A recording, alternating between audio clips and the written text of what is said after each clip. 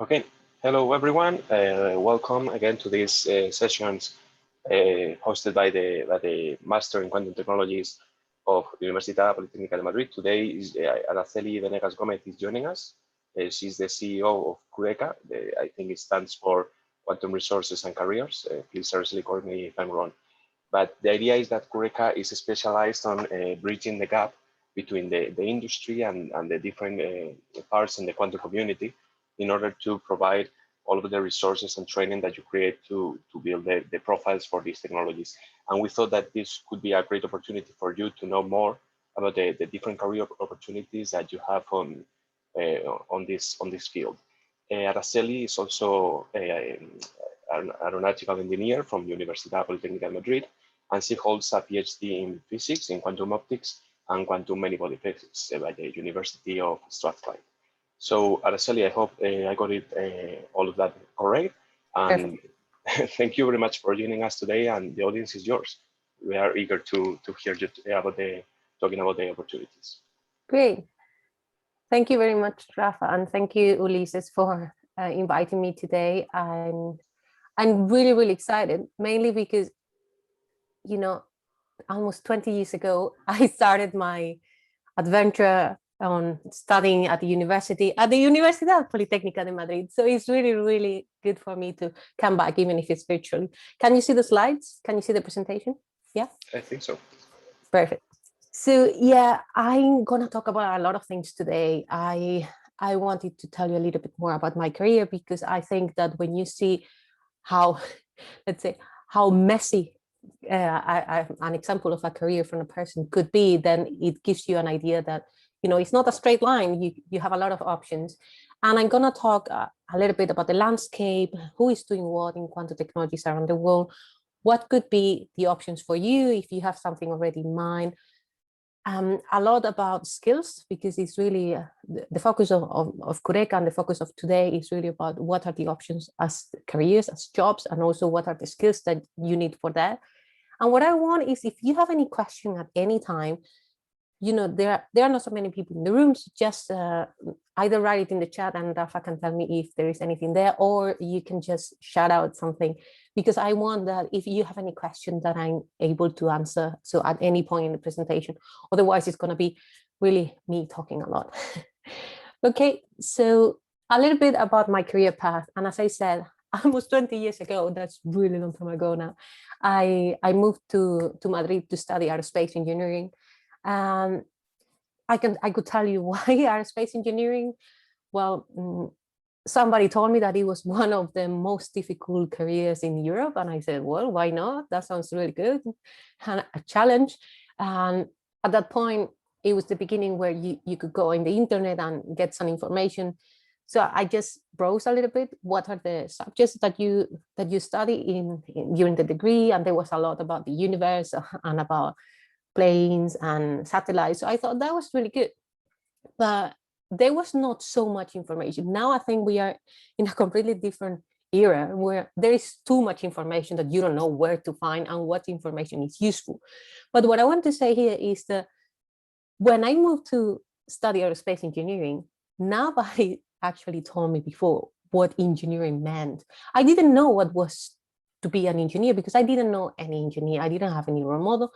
I knew people who were scientists, mostly who were scientists at the same time that they were teachers and professors, but I didn't have that information. So I want to tell you, the first thing is, as much as you can, ask, browse for information, just seek any kind of information that you need, because you know, as much as you think you know, when you go to an interview, for example, in the future, you should have a really, really good idea. What is the company?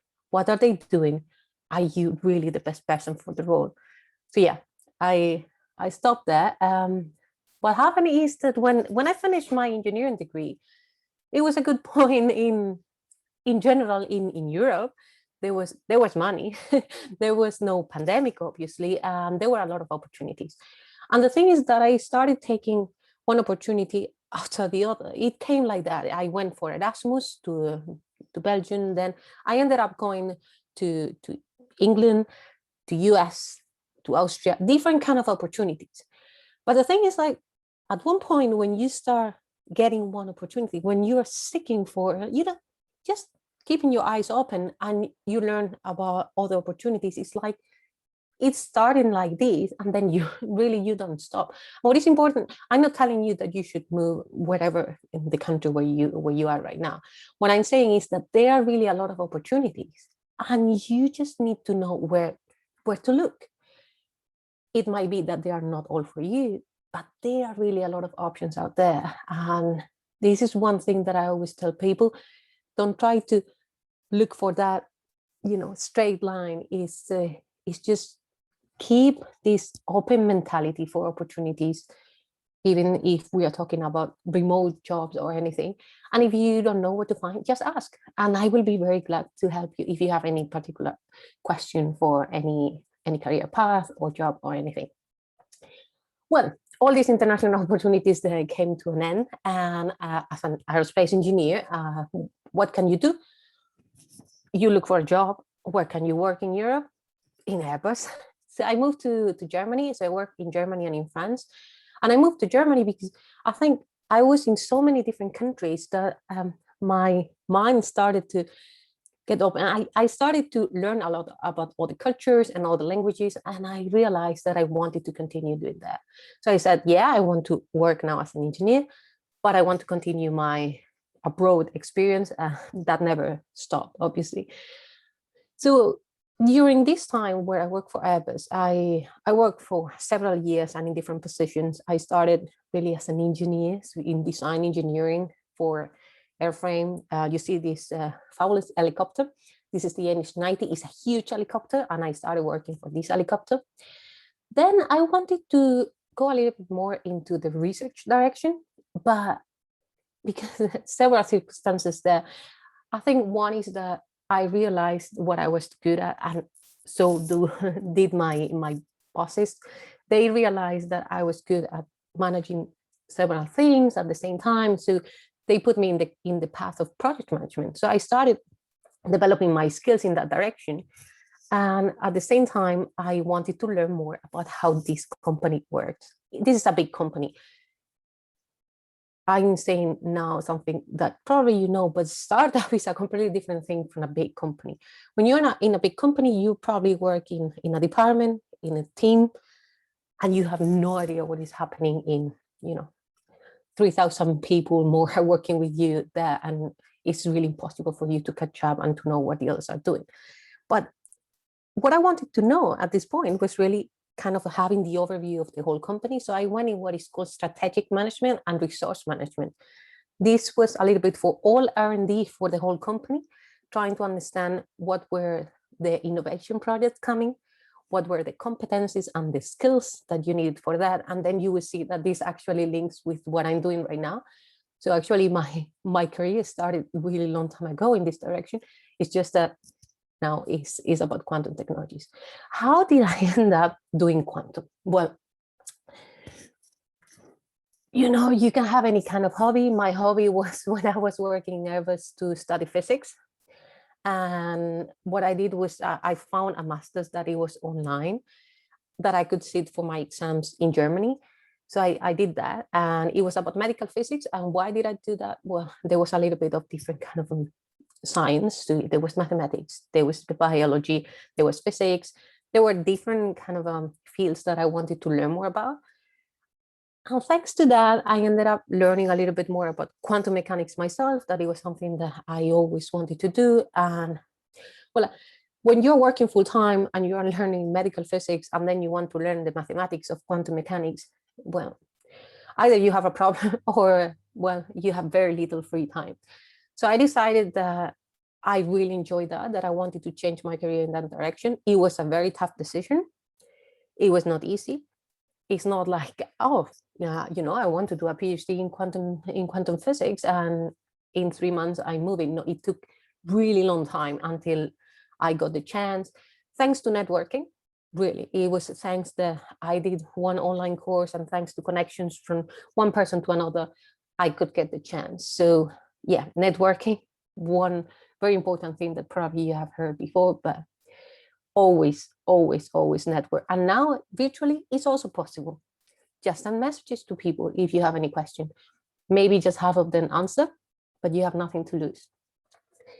So finally, I got the chance to go into quantum, and I quit my job in Germany and I moved to Scotland, where I'm still at. So I moved in 2015.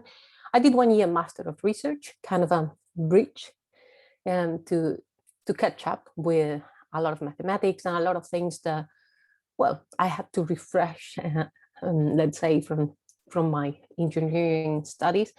And then I did my PhD. Now, during this time, I just wanted to know what was happening everywhere. So what I did was really get involved in as many things as possible. So I was doing a lot of outreach. I was going to all conferences that I could go. I know that now it's very hard, but you can go to even more conferences because they are all virtual. So you can literally be in all conferences in quantum at the same time. So there are opportunities, there are bad things and good things about being remote nowadays. But yeah, this is a little bit about my career until I was in academia. What I want to say is, as you can see, you don't know how your career is going to develop. It's not a straight line, it's not defined, but it depends on you. And you need to define the next goals in your career. And I always say, just make small steps, small goals. It's not about, I want to be a millionaire and I want to create a startup that is going to bring me 100 billion in the next 10 years, whatever. It's really about the next year, the next 3 years, the next 5 years, trying to plan yourself. You know what you want. I always say, you know what you're good at and you know what you like to do.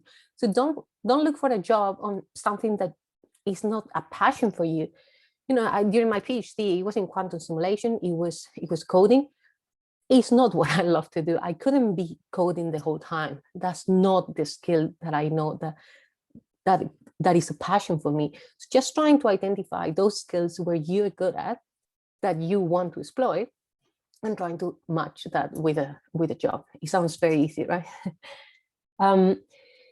Now, if we think about any ecosystem for emerging technologies, how does it work? You have the people doing the research, the people doing the science, the people working in academia, and they develop the science that is going to create a new industry. They are going to create startups and spin-outs, and there's going to be a new industry, a new market out of this technology. But at the same time, you have end users, so existing corporations and companies who need to apply, who needs to use this new technology. On top of that, you have government and the people putting the money on the research to create this new industry.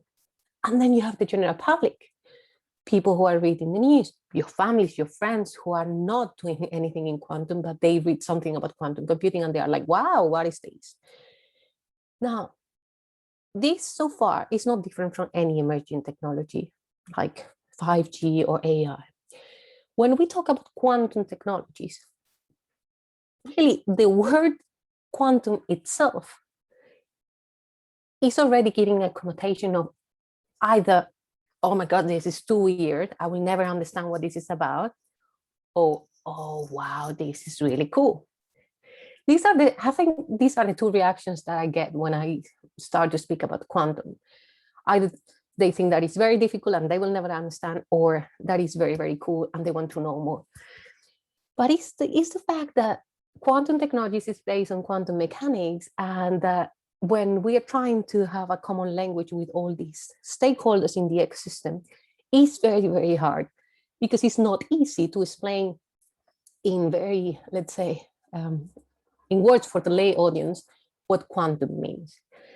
But one thing that I always say is that you could use, if you need to explain quantum to anyone, is that quantum is already there. We are using quantum technology every day. We have computers where you have transistors, we have lasers, the GPS, photodetectors, even the magnetic resonance imaging. All this technology is based on quantum already. But we know, and you are doing a master's in quantum technology, so you know that there is something going on that is different from all this quantum technology. What is different? The fact that in all this technology that we see here, so the technology that we are already using every day, there are a lot of quantum particles used at the same time.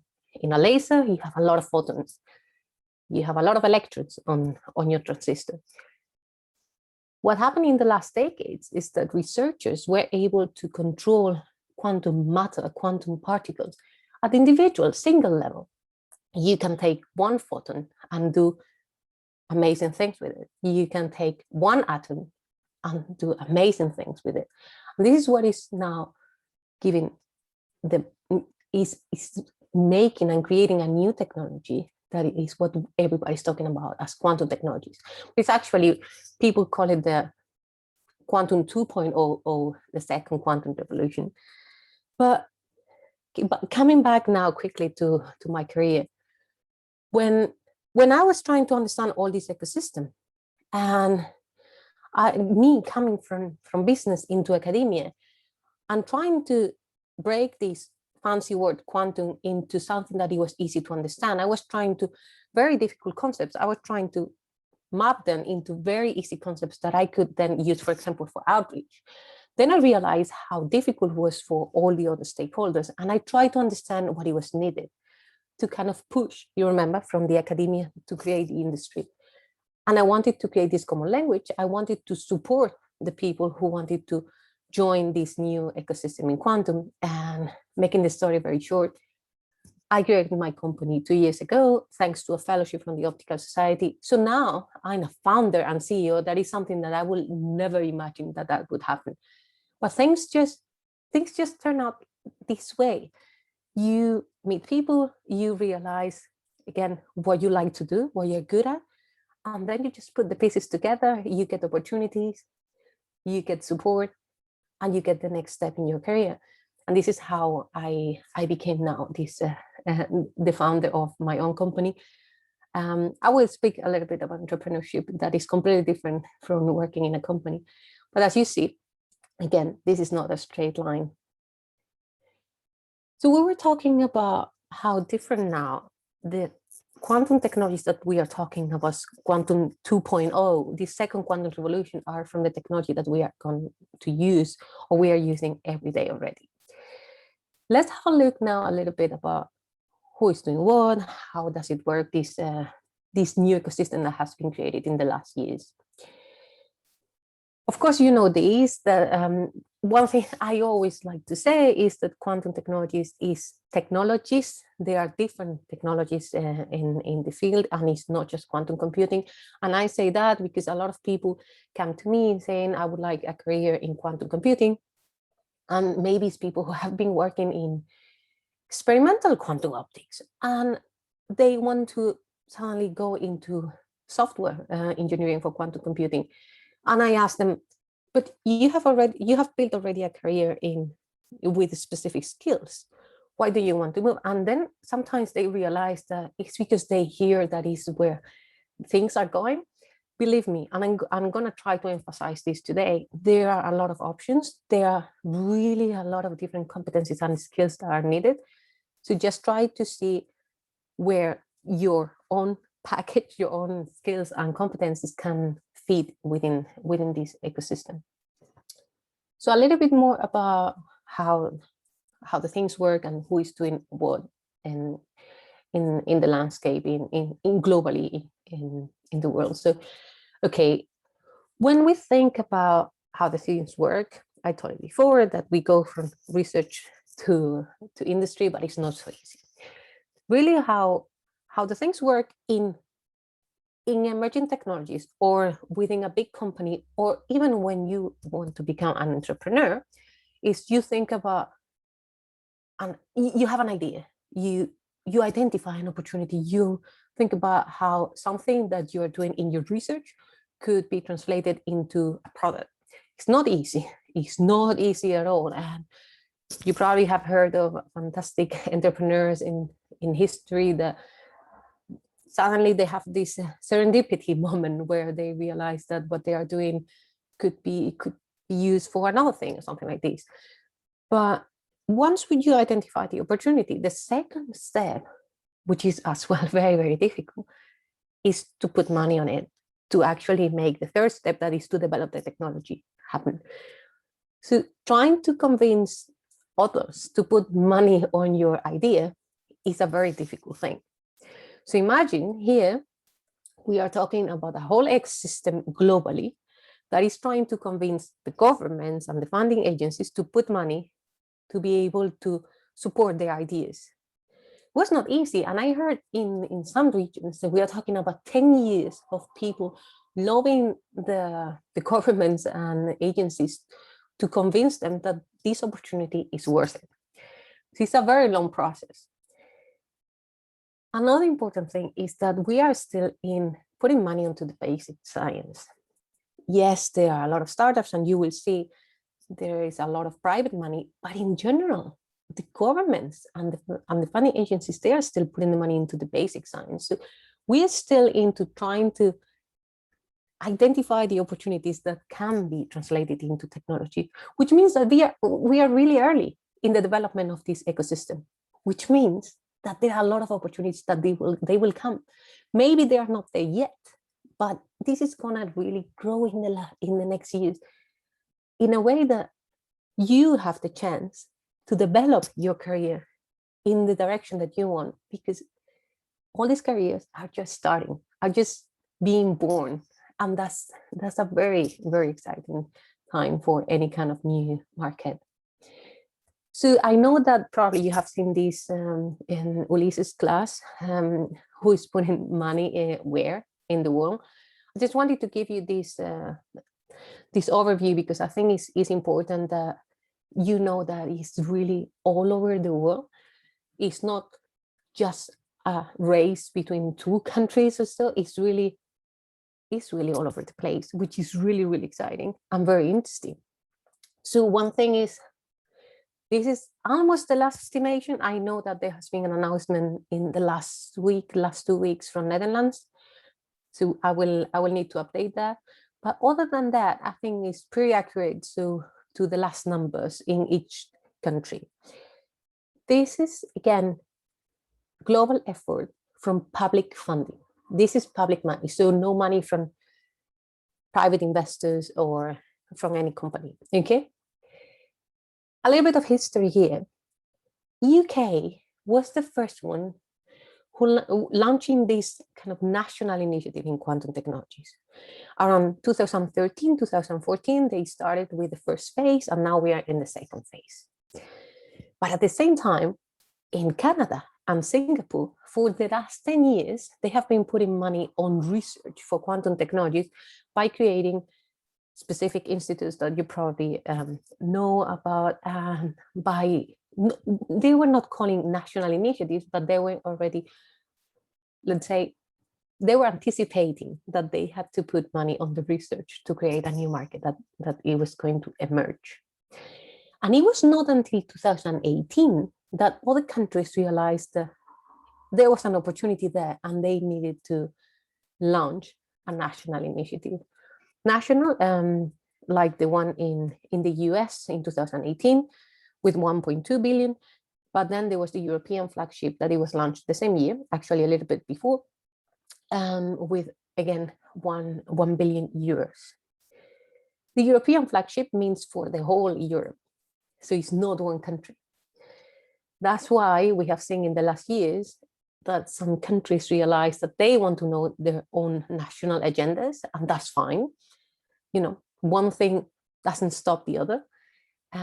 We are all under the umbrella of the European Commission in Europe, not anymore in UK, but that's another topic.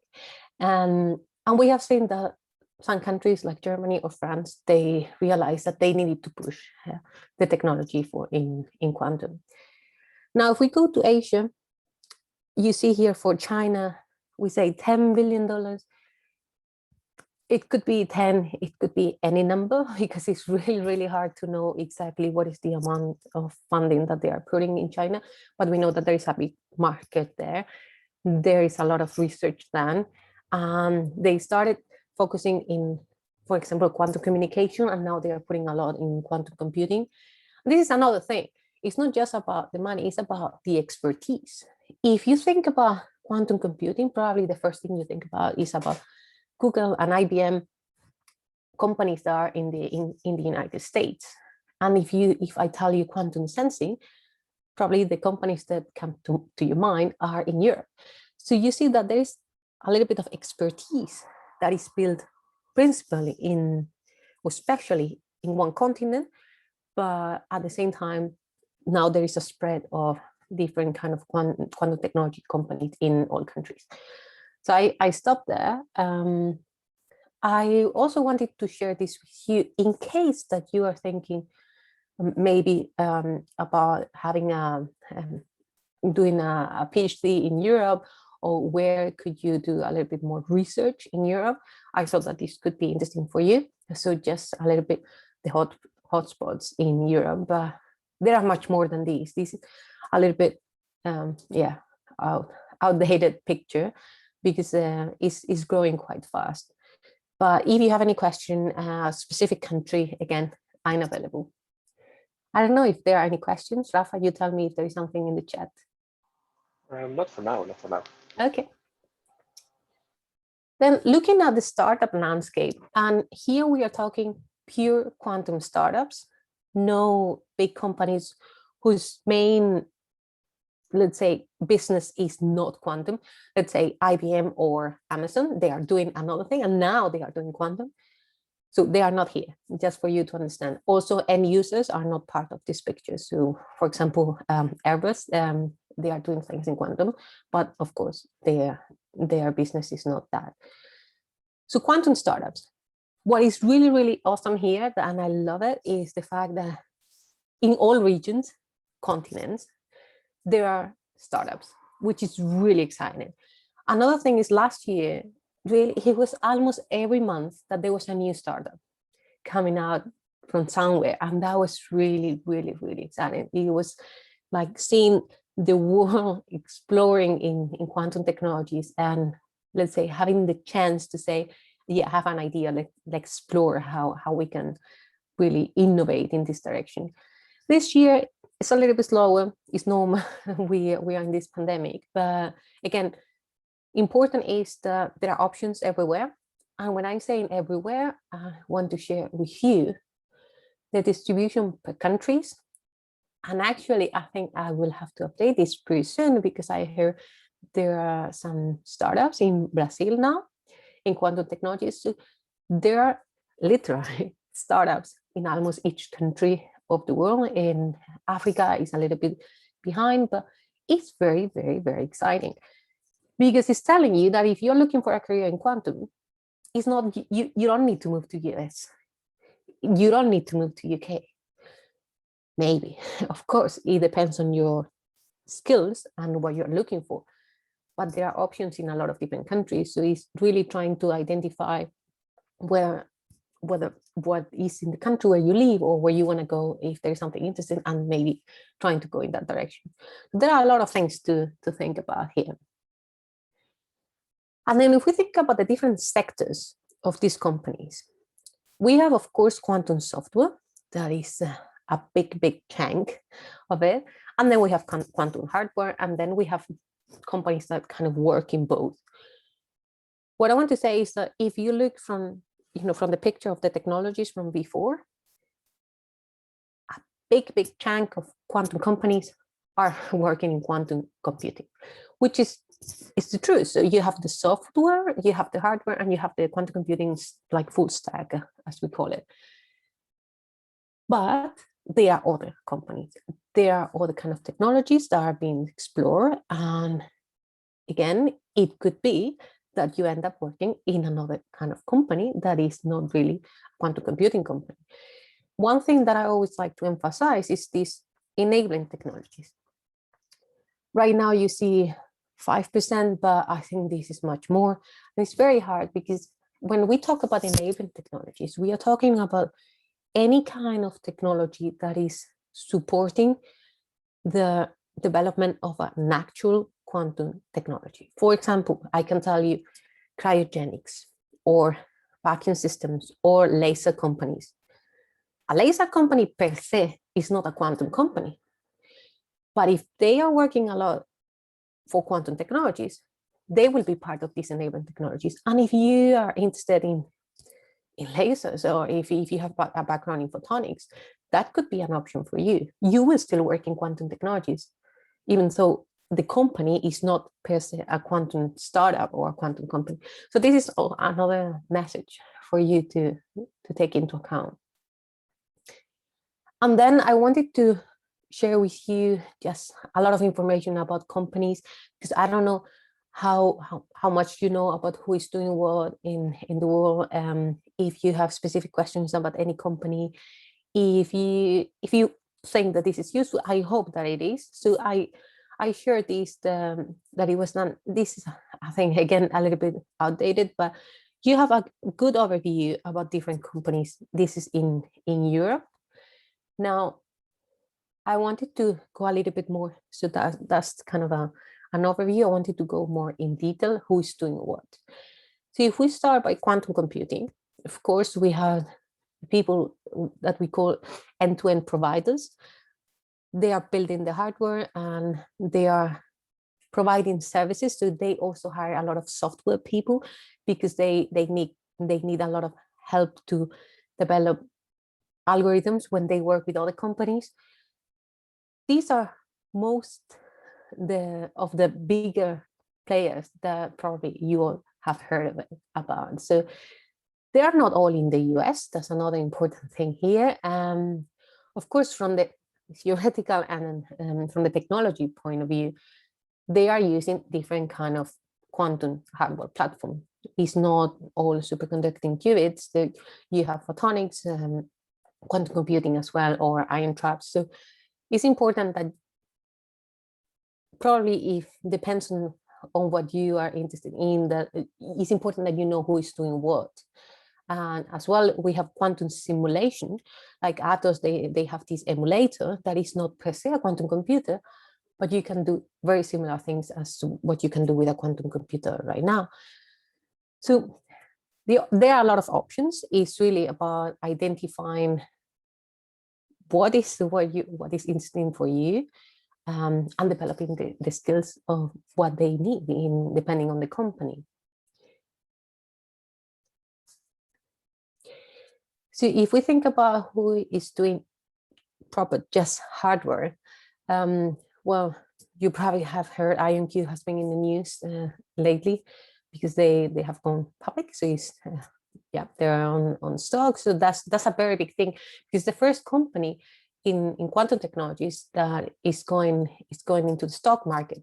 And this is telling you how, this is giving you the proof that things are developing, as well how the market is growing and how the opportunities are there.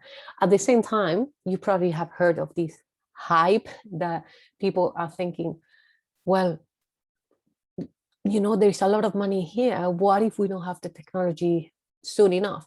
This is another topic. I didn't want to enter into that, but it's true that, like, for example, all these companies that you see here, they are at completely different stages of the development of their hardware technology. PsiQuantum, they mentioned in the news probably a couple of weeks ago that they were going to have, I think, I don't know, a large number of qubits by 2025. Is this going to be true? I don't know.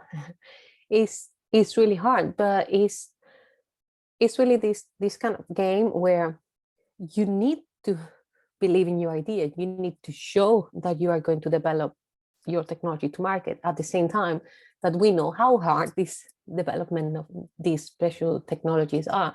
So it's as well very exciting, but it's also giving you a little bit, I want you to understand this message that there are a lot of companies doing things right now that maybe if you join them, you realize that you are not gonna work in a full tolerance quantum computer in the next 2 years, but you are gonna work in pure research because they are still in the very early of development. This is really the message.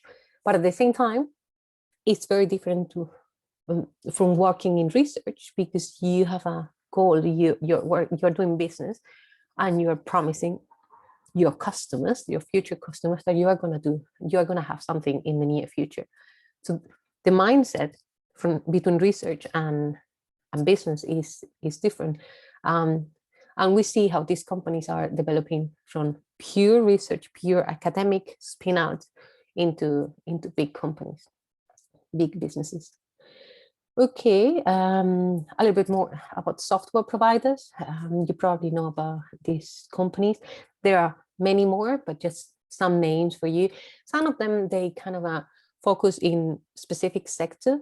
Like Riverlane, they do a lot in chemical simulations and pharma, multiverse computing and Quantify. They work on for the financial sector.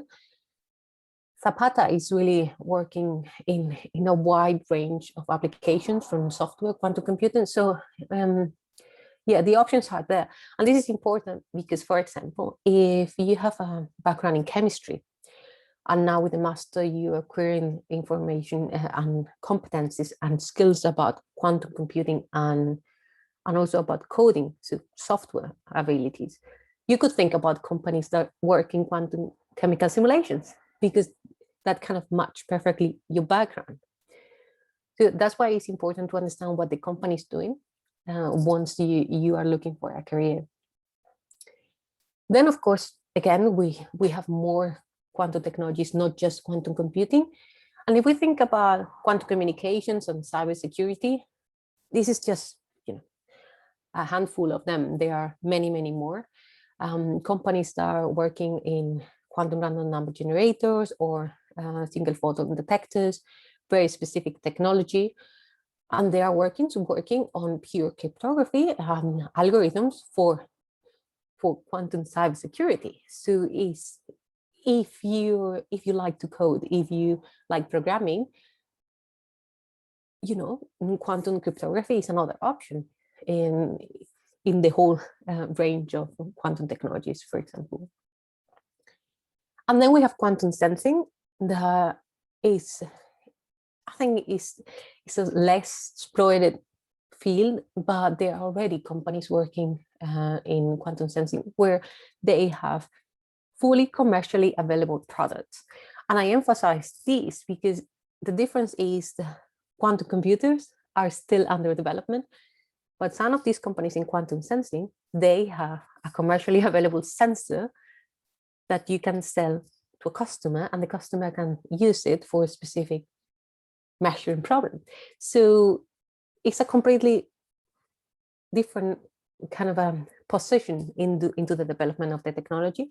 And if you like more, for example, if you think that you're interested in working more directly with customers more than developing the technology, this could be an option. Okay, I hope that was interesting for you. I just want to check what time is it. My God, I talk so much. So if you are thinking about becoming an entrepreneur, you remember the different steps when you are developing a technology. But if you are thinking about being an entrepreneur yourself, the first thing is you need to identify the idea. But even if you have a fantastic idea, do you really want to become an entrepreneur? Because you need to have a lot of things into account. You need to think about where your business is going, who is going to do what in your team. You need to do a lot of paperwork, and maybe you don't have time to work in what you love to do. And this is something that I'm realizing right now. So remember that life as an entrepreneur is a completely different thing as life as a student or life as an employee in a company. You have a lot of support from business incubators. You probably have heard of the Creative Destruction Lab. You can have a look and check around the QTech program in Bristol. They were supporting ideas in the quantum ecosystem. So it was really focused in quantum technologies. But it's really about having that vision, having that plan. It's about being able to see the road before anybody else is able to see it. Nobody else is going to tell you what you have to do. If you want to become the entrepreneur, it's your idea. You will have support, of course, but it's you with your, let's say, with your vision, who is going to make this a reality. So just for you to have a look at what is different between being an employee in a company versus being an entrepreneur. I think the most important message is that when you are an entrepreneur, you are you're working all the time. You cannot disconnect because it depends on you. It's your idea, it's your business. And sometimes you need to think that the money, the revenue is coming a little bit later. Whereas if you go to a job, of course, you're going to get paid from day one. So these are things to take into account. And sometimes maybe they are not so easy to when you have a fantastic idea and it's like, yes, I want to create a business, but there is a lot of support. So everything is possible. And also there are a lot of countries that are offering different kind of support and incubators, and depends on where you are. I'm sure that there is a way if you want to become an entrepreneur. So again, if you want more details, I'm happy to tell you more about it. Okay, so yeah, back to what I'm doing right now. So I was mentioning before this ecosystem with quantum technologies, where quantum was kind of the difficult language to grasp for everyone in this ecosystem. So the first thing when you become an entrepreneur is that you identify the issue, you identify the problem. And the problem that I identified, it was not new. So everybody knows that there is a big gap between people doing the research and people doing the business, or once you have a market and an industry about. But here it was really the gap between all these stakeholders. So what I tried to do, again, was trying to understand when I was doing all these activities, going to different events and talking to companies in the events and everything, trying to understand how this could be supported, what they needed. And that was the message. The idea was to create something that it was bringing a common language to make everyone ready for this quantum technology that it was coming, and that we could create a value and an impact. Is at the end, you are creating a business and you want to create value with your business. But for that, you need to understand what quantum means. And that's how everything started 2 years ago. And just to give you a little bit a summary of what we do, we work with quantum startups all over the world in business development. So we support them different kind of services that they need. And what we want is that they can grow their business, that they are ready to launch their products, that they are ready to reach out to customers. Then we work with end users, the people who are working in these big corporations, and they need to understand why they should be interested in quantum. And we try to build a strategy for them. And in order to do this, it's again about skills, about understanding quantum technologies. That's why we really focus on training and education, and also about who is recruiting around the world. What are they looking for? What are the skills that they are looking for? And how can people who are looking for a career in quantum, how can we support them? And this is what we do. We try to build this quantum workforce by developing quantum leaders, by training individuals and place them into jobs, or by supporting individuals who are looking for jobs into quantum. And at the same time, we work with companies who are trying to understand how they can build their strategy into quantum. And when they are ready to hire, how can we build their own quantum workforce into the business? That's what we do. And yeah, how we are doing this, what is our unique selling proposition, is the fact that we are part of the network, that we are very well connected around the world, and that we understand the language, we understand the technology, we understand really the basic science, at the same time that we understand business and how really the industry works. Now, talking a little bit more about the quantum workforce, this is a topic that in the last 2 years, everybody's talking about. Everybody's talking about how difficult it is to find people with the right skills in quantum, how difficult it is to think about actually having people for all the jobs that are going to be created. So what we tried to do, it was trying to understand how many jobs are going to be created in the coming years. So we tried to see what was the best forecast out there on quantum technologies in terms of the global market forecast. And yes, you see, it's going to grow. It's going to be a lot of billions of dollars coming in the next decade. So how can we map these into the jobs that are going to be created? That's what we did. So last year we had a extensive research in that direction, and this is what we came out with, was really the picture of the evolution of jobs created in quantum technologies in the next 20 years. if you look at this, we are still in, yes, it's growing, there are more and more jobs, but it's going to be in the next 20 years, in the next 10 to 20 years, that this is going to explode. So there are two messages for when you look at this picture. One is we need to have people ready now because there are jobs that are creating now, but we need to train the people who are going to need to fulfill these jobs in 20 years.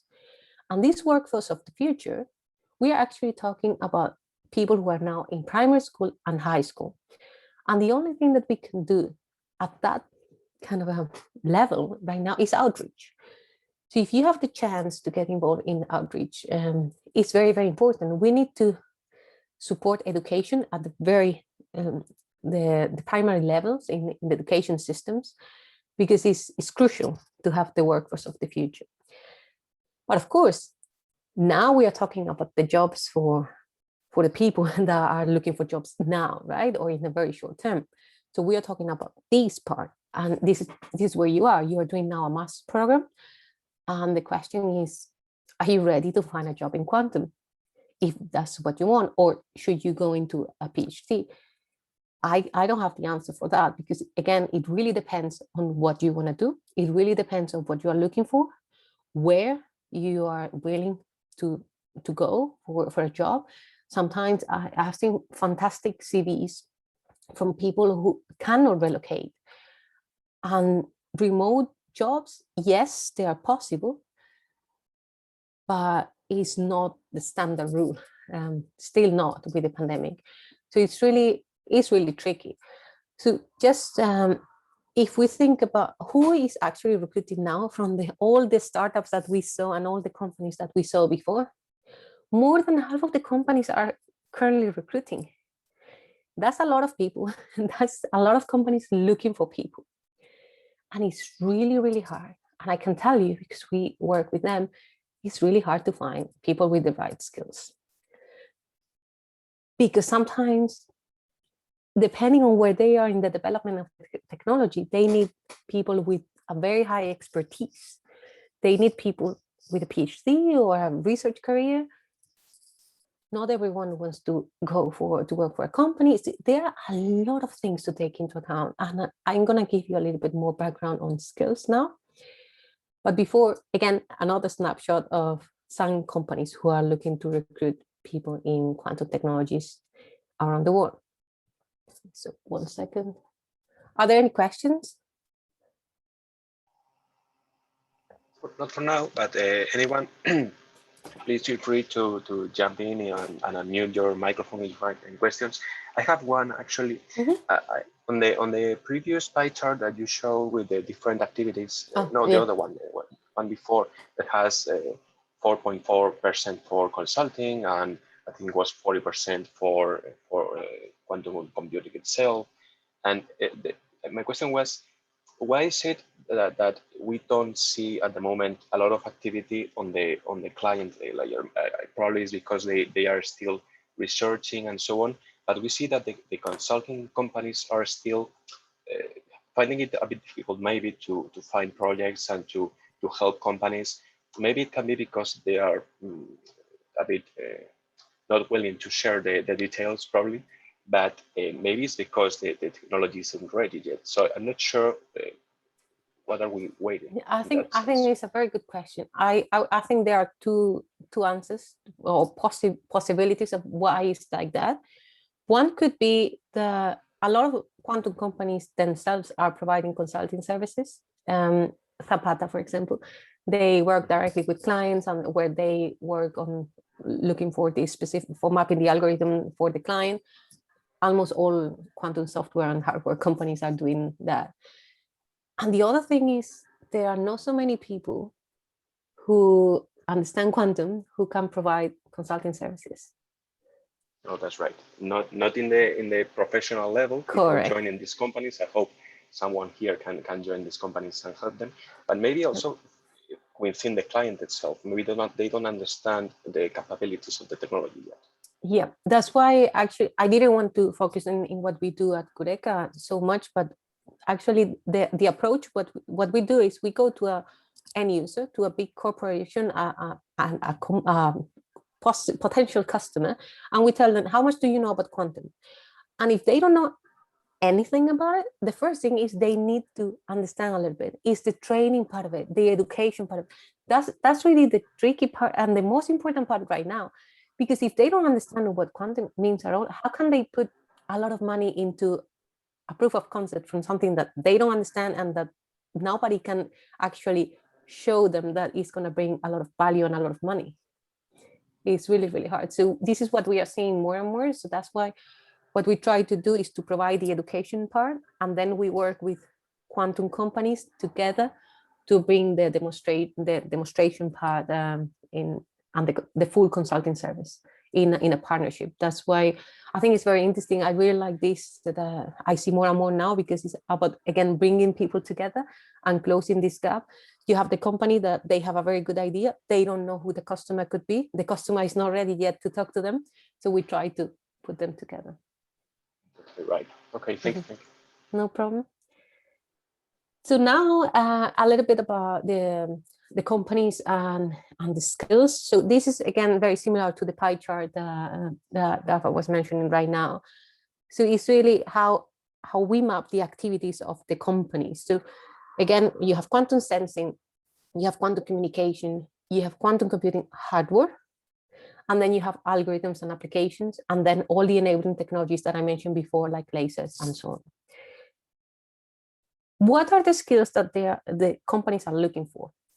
It's so wide. It's like, it could be anything.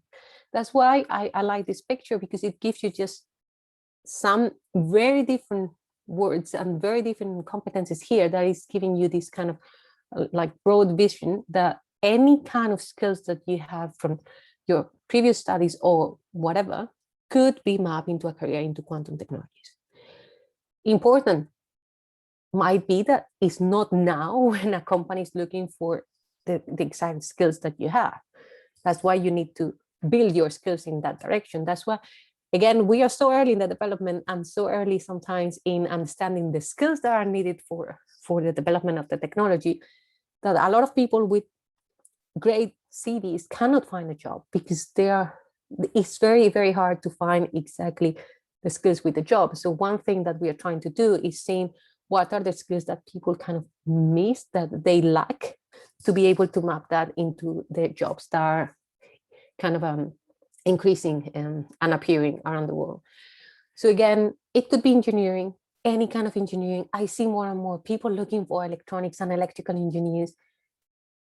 And it's hard because you have a lot of people with a lot of experience in working in electronic engineering. But of course, you need to now map this to quantum technologies, and they never heard of quantum, for example. So if you have an engineering background, either in materials or in IT, computer science, in computer science, I think it's really the big opportunity at the moment. You have a computer science background or machine learning or data science, and with a little bit of retraining and upskilling, like for example, the master you are doing, or any kind of training, I will tell you more about what we are doing, but then you are kind of ready for that. And I'm gonna also share with you some specific examples of jobs that from people and from companies that you see how different they are. And yes, it's really, they are not looking for physicists. They are, I see the chat. Okay. Most of skills are from engineering, from mathematics, computer science, and actually experience.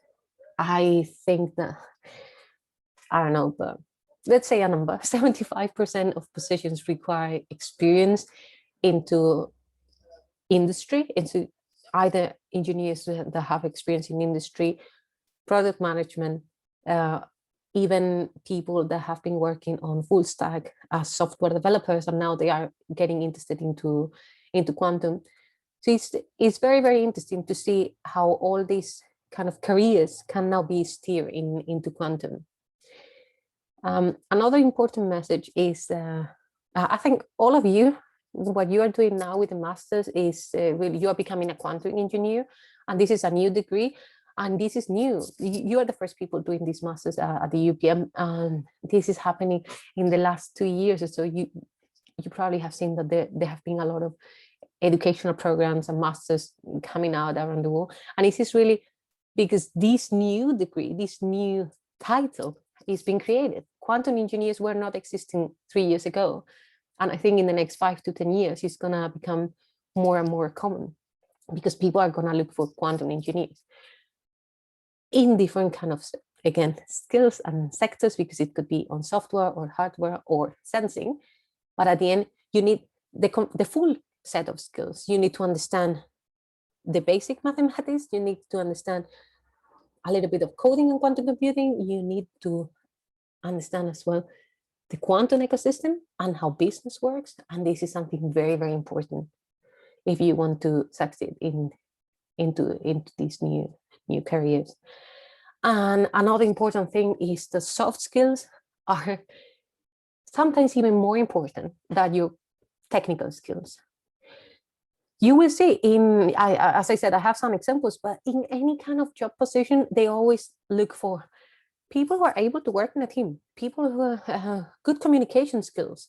If you can show that you have done any kind of teamwork, that you have some internship experience, that you have been doing any outreach, that you have done some business course, all this is going to be a plus on your CV.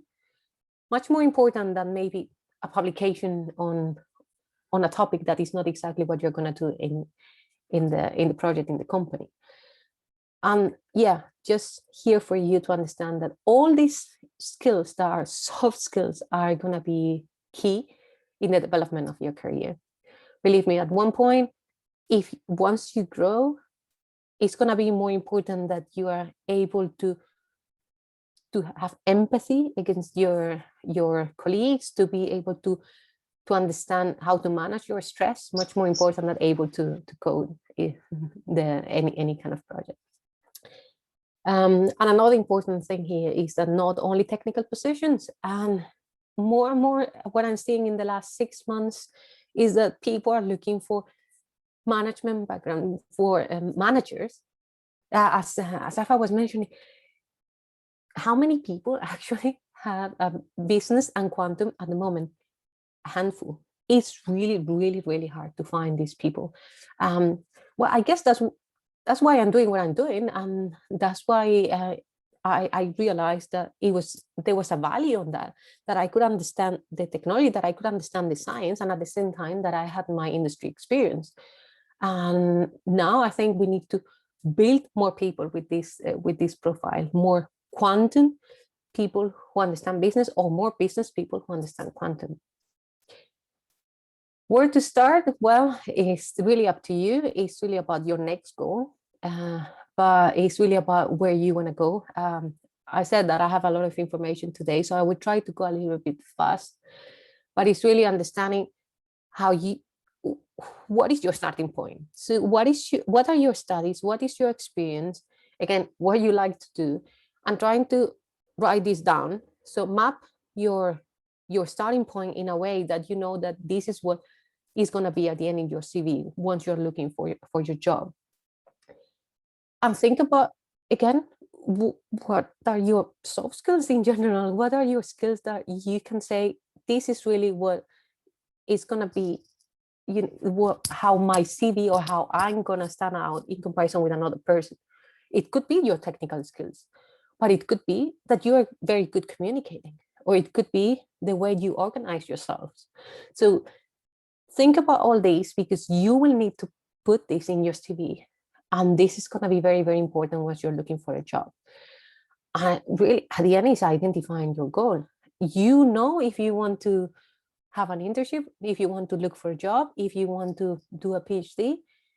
But in order to identify that, again, if you're looking for a job, trying to look at the company's profiles, what are they doing? If you're looking for a PhD, understand what is a PhD. It's really long time that you're focusing on a specific topic. It's really what you want to do. So trying to learn as much as possible before making that decision about your next goal. At QURECA, we are trying to do this. We are supporting individuals from all over the world who have these kind of questions, and we're trying to to steer them into the right direction. So I'm, again, very happy to talk to any of you if you have these kind of questions. And then once you have your goal, once you have identified the goal, how do you move there? Make an action plan. Maybe you need to work a little bit more on your Python skills. I don't know, but he's trying to say, I want to do this. Maybe you need an internship on something more hands-on, something more on the experimental side. Where are you're interested and your interest, and what is that kind of a little steps that you need to do to move forward before you actually achieve your goal. So yeah, it's not a race, it's a marathon. Remember, even when I moved from my career from one place to another, it took years. So yeah, you have to be patient. Maybe the ideal job is not there yet, but you can always build experience in another topic and be ready for that later. So a little bit more, if you want to come to our website, you are very welcome. You have a lot of things that you can access for free, a lot of resources and information. So if you want to know more about what we are doing, we have an online platform with courses. We organize webinars and workshops and events. One important one that I'm very proud of is that we are going to have our first Quantum Latino event it's really about bringing the awareness about quantum technologies to Latin America and Spain. And this is going to be in June this year. We try to have a lot of information. We try to put all the information that you need if you have questions about where to look for PhDs, where are the next conferences in quantum. Again, we provide recruitment services if you have questions about how to improve your CV, things like that. We do all these kind of things, and it's really about building the community and building the new ecosystem. Regarding our courses, we are CPD certified, so you get credits. And just for you to know that we are trying to focus in specific lines of work, in specific sectors. So the first one is going to be about finance. We launched the first course that is a financial course. It's really for people who would like to go into finance and into that direction.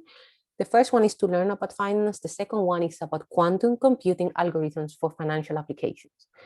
You can do these courses already in our platform, and is to build the pipeline of people who are going to work in quantum computing algorithms for financial applications. We are going to have similar courses for completely different kind of technology and sectors like quantum communication and space. We are going to have courses in different languages. So yeah, we're trying to provide the resources that people need to be ready in quantum. Yeah, so in case that you're looking for PhDs or a little bit more information, you can see on the website. This is all for free. And then if you sign in also for free, you have access to our calendar of events where you have all quantum events happening around the world now virtually. So you are welcome to see to come and download the calendar as well. And another important thing is last year we created our first career in quantum event where people looking for jobs can directly talk to companies. And we just agreed that we are going to have the second version this year. We don't know yet when it's going to be, but yeah, stay tuned, send me an email and I will let you know. And I hope that, yeah, that you're ready to join the quantum revolution. And before we finish, because I know that I have been talking a lot, I wanted to give you some actual examples of job positions from quantum companies right now. And I hope that this gives you a little bit more ideas of what they are looking for and how different can be. So the first one is product manager. First of all, when you see manager in the title of the on the role position, you know that they are looking for people with experience, which means that if you cannot find a job right now in quantum by any reason, but maybe you have been working in industry before as a product manager, you can combine these and work as a product manager for quantum technologies. And this is a role that is very, very hard to fulfill. Because again, there are not so many people with a lot of experience in product management that are able to understand quantum. So if you think about the job, it's really this kind of strategic vision, but people who work in product management, they understand this. The job is going to be quite similar to what they did before. Now, of course, if you have you see, they are looking just for a bachelor's degree in kind of engineering or STEM field. They are not looking for people even with a master, but it's the experience. It's the experience to understand how product management works. And then extensive background in quantum information science. It's not saying that you need a PhD. It's saying that you need to understand really well the product that they are doing. And again, communication skills to show how important soft skills are. Another example, quantum research scientist. And when you see this, probably you realize that it means that they want people with a research background. See, in this specific job, they are looking for someone who is going to develop the algorithm. So we're talking about software here. But then look at this. A person who have the opportunity to write blogs is really, you remember all these kind of things that I said, if you can do like outreach or write a blog or write a lot of things on Twitter, this can be really handy when you apply for jobs like this, because you can say extensive experience or expertise because I have my YouTube channel or something like that. All these things can be really, really useful when you are looking for a job. And you see here, for example, it's about communication skills because he's speaking on international conferences. So they are looking for someone who has been already kind of participated in conferences. So if you look at the qualification, yes, they are looking for someone with a PhD, but here they are not saying a person with a PhD and experience. Is like people who are working towards the PhD and that they understand in depth something specifically from quantum computation. So I think this is very, very important because, again, it's not telling you that, well, if I don't have a PhD and 10 years of research, I cannot look for a job. So there are always options out there. And when we think about scientific coding languages, Python, I think, is a plus. Is always going to be there. I think in all job positions, they require Python. But then if you have others, if you have C, C++, Linux, any other language that you can add on, it's going to be really, really, really useful. And yeah, again, presentation skills and working in a team. Example 3, quantum computer operator. This, I really like it because if you look at the first sentence, join a team, leadership, innovation, and diversity.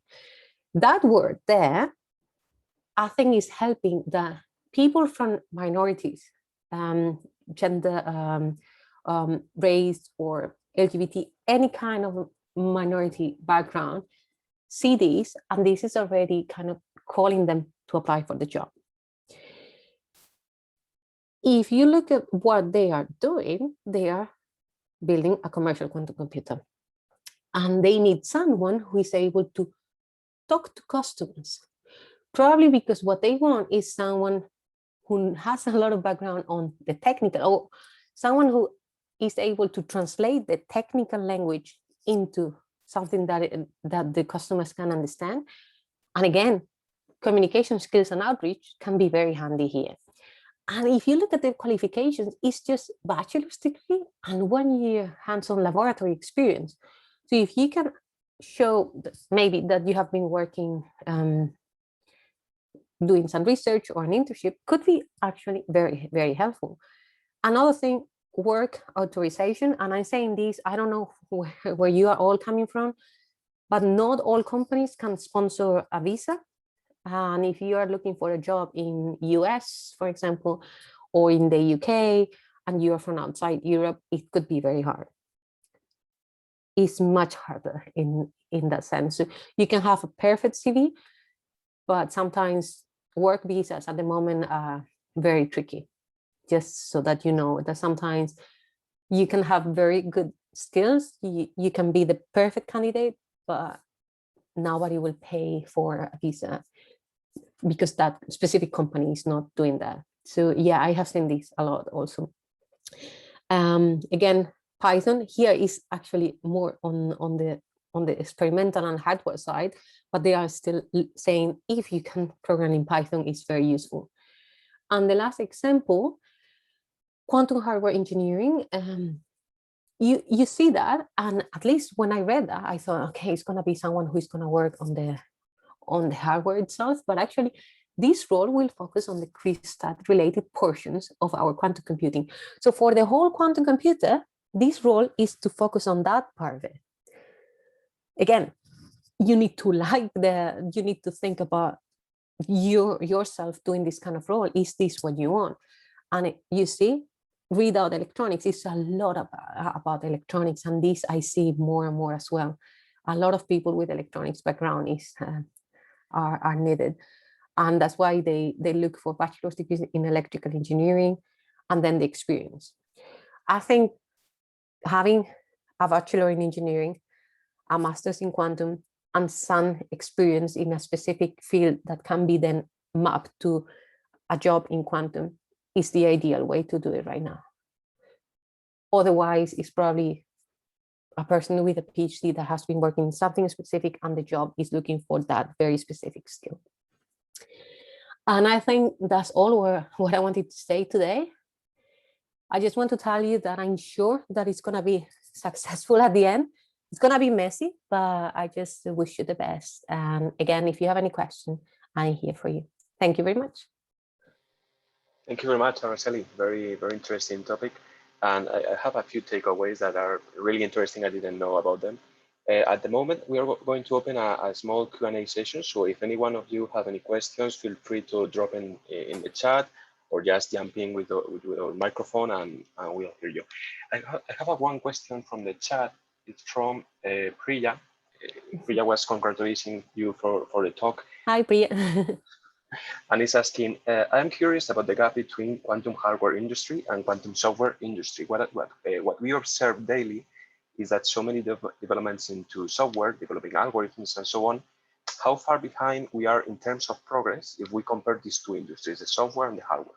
How far apart are them? Oh, that's a very tricky question, Priya, because again, there are a lot of different hardware companies, and they are in very different stages of the development of the technology. And if we think about the software, if we think about the algorithms, it depends on the application itself. Some people would say to do anything that is actually useful, you will need so many qubits that we are really, really far from both, from hardware and from software. On the other hand, we have seen that very specific examples and problems have been using the quantum computers that we have now with very small number of qubits, or the emulators or the simulators. And they show already that there is an advantage in comparison with classical computers. So it's really about little steps, and I think they are really hand in hand. It's not like you have quantum algorithms that are ready, but you don't have the hardware there. I think it's like we are developing the two things at the same time, and we are showing that things will need to be mapped at the same time. So you will show that the advantage on the algorithm will come when you have better quantum hardware platforms. Great, thank you. I have another one. This one is mine, actually. Okay, we talked a lot about the option to go into the companies and work at the different companies and different locations and so on. If any one of the students wanted to build something for themselves, we talked about entrepreneurship as well. But apart from the assistance from these intermediaries, like we were talking about the Creative Destruction Lab and the others, apart from that, what about the governments and the location? Would it make sense to go to the companies that are investing the most, like US and UK? Or maybe there are other countries that now they are starting to work on these fields, and maybe that's an opportunity. Good question. I think actually I forgot to mention that in a lot of universities, they have departments where they support and this kind of knowledge transfer and spin outs of and commercialization of the technology. So that can be an option to start in any country. Then in terms of where, of course, if you're in US, easier to convince a private investor to put money in your company. If you are in UK, you have the public funding where you have a lot of different courses, and if you have a very good idea, you could get money from the government to start your business. In other countries, it could be a little bit more tricky, but even if you're in Spain and you have a very good idea, you can always work with a VC that is in, I don't know, in Russia. So I think we are nowadays in a landscape where, and I realize now that I have been 1 year working from home, that is really, it doesn't matter where you are. It's really about, of course, once you need to establish the business, it's really tricky because you need to think about where does it make sense to have your headquarters and everything. So for me now it's tricky because I'm in the UK, and with Brexit it's like, should I have another office in continental Europe? So this is something that I couldn't envision 2 years ago when I started. But in general, in terms of support, I think nowadays it doesn't matter much when you are starting. I think this is the perfect opportunity to actually use this situation to work from anywhere. So that's great. Okay, thank you very much. I don't know if we have any other questions from the audience. Okay, in any case, you can reach Araceli at any time if you have any other questions. So thank you very much, Araceli, for your time and your information and sharing with all of us. And I hope you had a great time, such as we had. Thank you. Yeah, thank you so much again for this opportunity. Glad to be in the UPM after so many years. And yeah, you know where to find me. Hope that we can talk again soon. Thanks, everyone. Thank you, everyone, for joining.